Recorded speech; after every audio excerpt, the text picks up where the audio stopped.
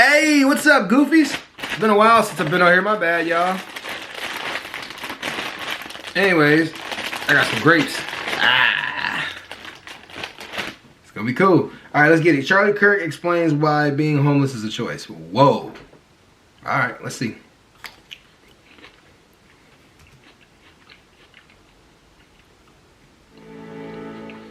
Yes, ma'am. All right, welcome to the South. Welcome to the SEC. How do you like it here? Good? All right, so let me give you a little context first, okay?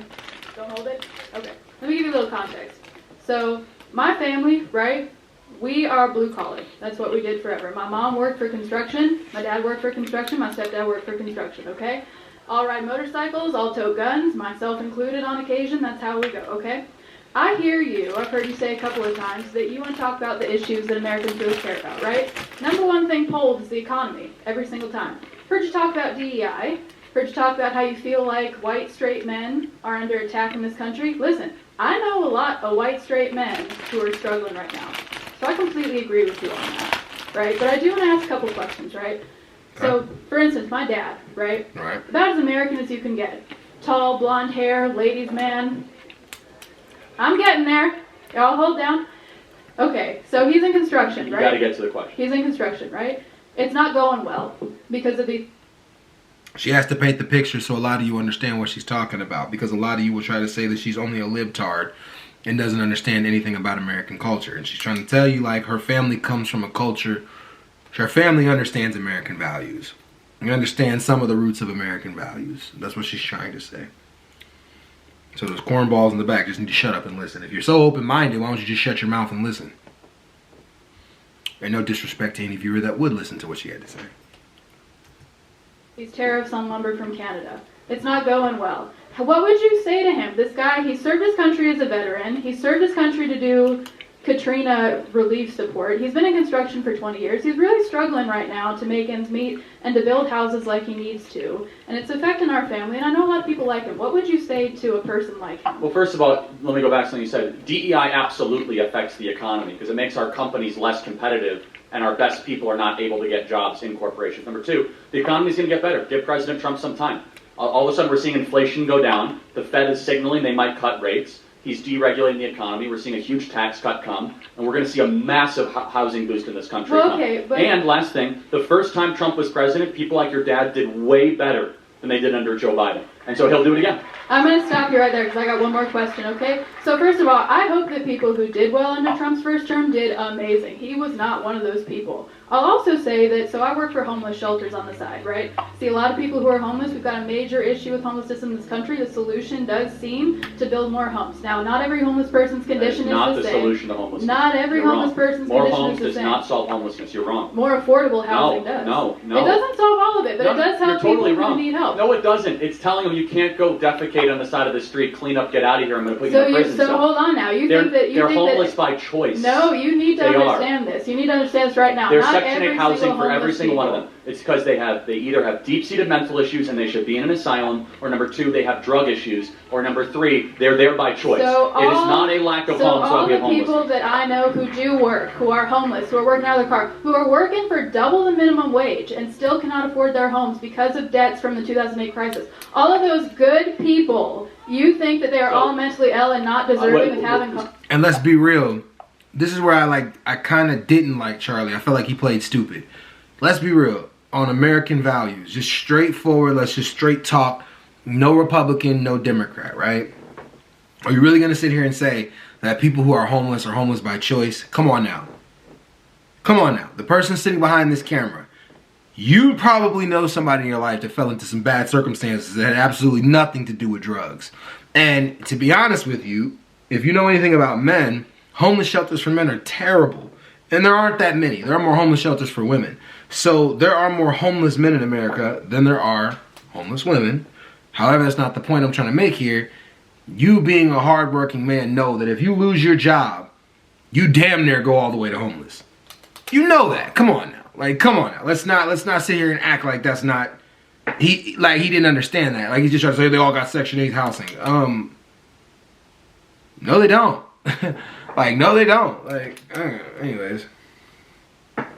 homes. So did they apply for Section 8 housing? Absolutely, they didn't get it. There's not enough. There's an abundance of Section 8 housing. Absolutely not in every area. So not here. 100% I reject the premise. She's 1,000% right. Oh yeah, you reject it now, don't you? Like, because if you accepted what she was saying, then you would know that there's something wrong with what the fuck you just said. Like, come on now. Like, you're homeless by choice. It's not always choice. People fall in hard circumstances. So you're saying, but I'm wondering. No, and he probably would say this, but you can be rich by choice too, right? Can you stay wealthy by choice? Probably, right? He would agree with that, right? So when you lose all your money like Donald Trump did when he back in the early 90s, when you lose all your money like that, can you build it back up? Or do you need a loan from your father? What if you can't get that loan from your father? Can you build it back up? Possibly. It's an optimistic way to look at life. But it's not completely realistic.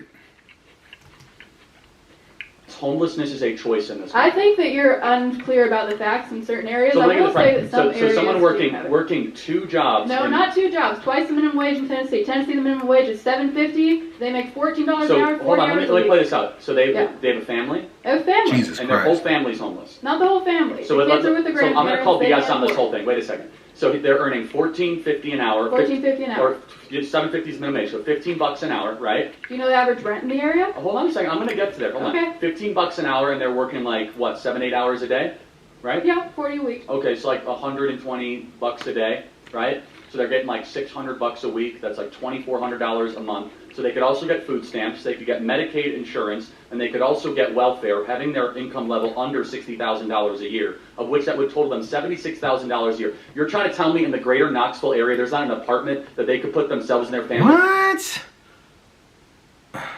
Guys, come on now.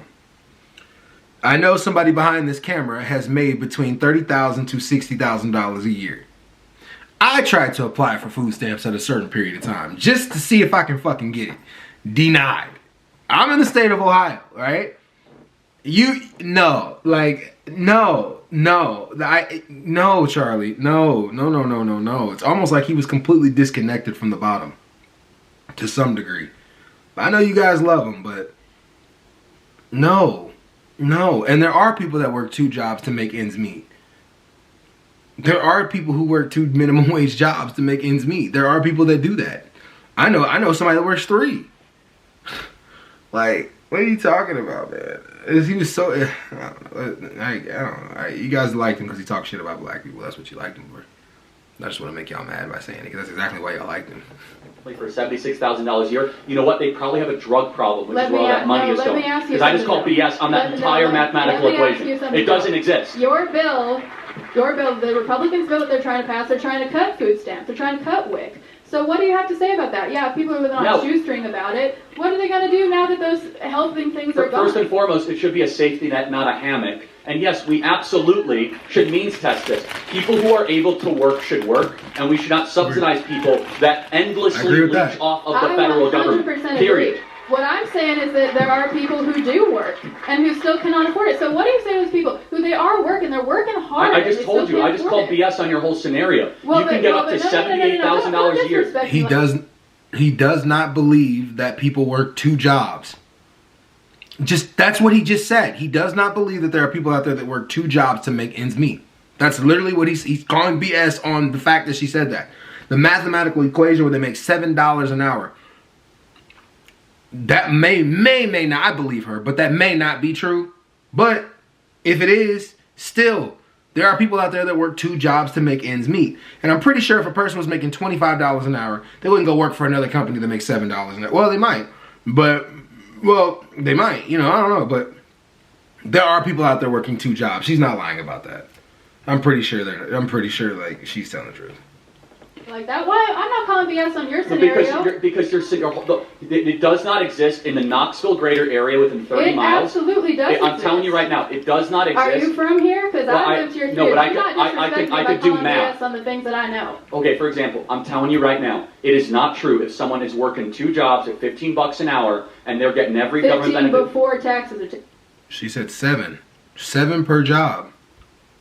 Again, which is barely anything at $15 an hour, right? You'll pay FICA, which is 8%. Your employer will match it. I'm telling you, this whole swan song that people are homeless because oh, they're working so hard. It's either A, they're on drugs, B, they have gambling debt, You're or assuming. C. So some people do. Some people do. Not everybody though. No, but I'm asking you what final you would point say is about this. Final the thing, what I will worker. say is that if that scenario exists, instead of the government taking care of them, local churches should step up and take care of these people if those scenarios exist. Thank you very much. Thank you. Yeah, in that quickly, because she was making some good points. They were making some excellent points. Well, I mean, he is too, to some degree, where it's like we do need to work at. I don't know. Anyways, I'm gonna leave that alone, y'all. Peace.